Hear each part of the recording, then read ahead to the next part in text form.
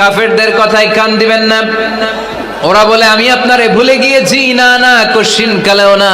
আমি আপনারে কেমন করে ভুলে যাই, আপনি আমার বন্ধু।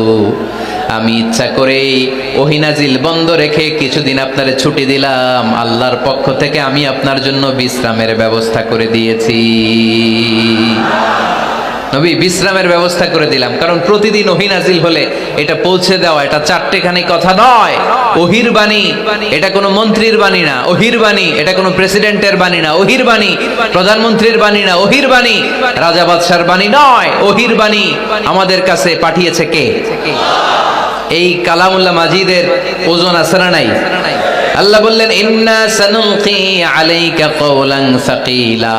নবী গো, কোরআনের বাণী এটা হালকা কোনো বাণী নয়, এটা ভারী একটা বাণী। এই বাণী যদি আমি সাগরে নাজিল করতাম, এই কোরআনের বাণী যদি আমি জঙ্গলে নাজিল করতাম, আর এই কোরআনের বাণী যদি আমি পাহাড়ের মধ্যে নাজিল করতাম, কোরআনের ভারে বড় বড় পাহাড়গুলো মুহূর্তের মধ্যে ভেঙে চুরে খান খান হয়ে যেত।